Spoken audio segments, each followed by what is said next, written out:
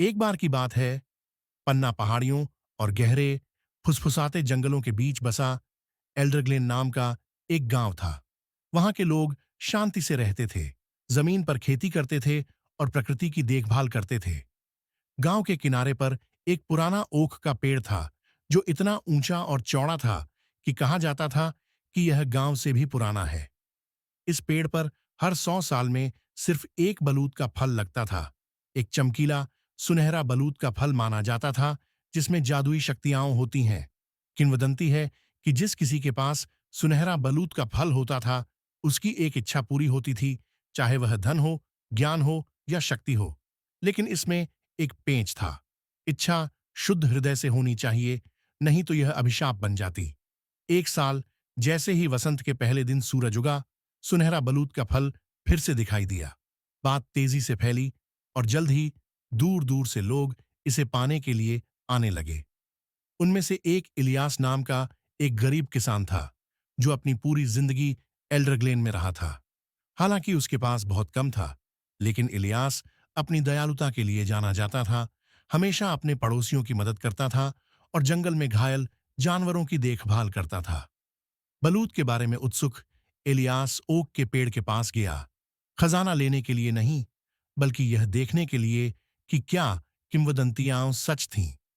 जब वह वहां पहुंचा, तो उसने देखा कि बलूत का फल पेड़ की एक गांठ में बसा हुआ था, जो धीरे धीरे चमक रहा था।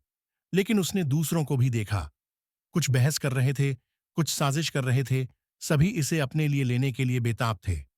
उस रात जब सब सो रहे थे, वारेक नाम का एक चतुर व्यापारी चुपके से पेड़ के पास गया। बलूत का फल चुराने और अनंत धन की कामना करने की योजना बना रहा था। जैसे ही उसने बलूत के फल को लेने के लिए हाथ बढ़ाया, पेड़ की शाखाएं हिल गईं और एक धीमी आवाज गूंजी, क्या तुम्हारा दिल शुद्ध है? चौंका, लेकिन लालची वारेक ने झूठ बोला, हाँ, मैं दूसरों की मदद करना चाहता हूं। बलूत का फल उसके हाथों में गिर गया और पत्थर में बदल गया। अगली सुबह वह उठा और पाया कि उसका पूरा भाग्य चला गया और उसका नाम भूल गया। गांव वालों ने फुसफुसाते हुए कहा कि अभिशाप सच हो गया है। दिन बीतते गए और किसी ने फिर से बलूत के फल के पास जाने की हिम्मत नहीं की। हालांकि इलियास पेड़ की जांच करने के लिए वापस आया, उसकी जड़ों में पानी लाया और दूसरों द्वारा छोड़े गए कूड़े को उठाया। पेड़ ने उसकी ईमानदारी को महसूस करते हुए फिर से फुसफुसाया, तुम कुछ नहीं मांगते, लेकिन तुम बहुत कुछ पाने के हकदार हो। बलूत का फल इलियास के हाथ में आ गया, जो अभी भी चमकीले सोने की तरह चमक रहा था। वह दंग रह गया। मुझे मुझे अपने लिए कुछ नहीं चाहिए, उसने कहा, लेकिन अगर मैं चाहूं तो मैं चाहता हूं कि हमारे गांव में हमेशा पर्याप्त भोजन, पानी और शांति रहे। बलूत का फल और चमका, फिर एक रोशनी में गायब हो गया। उस दिन से एल्डरग्लेन की फसलें खूब उगीं, नदियां साफ और ताजा बहती रहीं और उसके लोगों पर कोई दुर्भाग्य नहीं आया। सालों बाद इलियास बूढ़ा हो गया और प्राचीन ओक की छाया में चुपचाप चल बसा।